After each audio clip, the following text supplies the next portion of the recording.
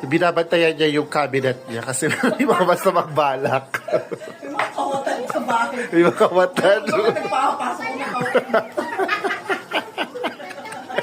Hindi na eh. Natakot si Kuya.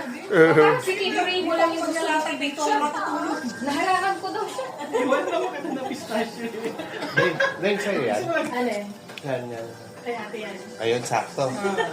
Diyan ka lang, ha? Bantayan mo yan, ha? Yata ako bago kumakay ng sasakyan. Bantayan mo yan.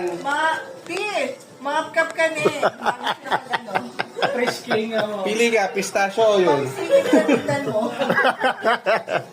Oh, kap-kapan ko daw kayo bago kayo umuwi, ah. Ako, Diyos ko. Eh? Pag yan nakap.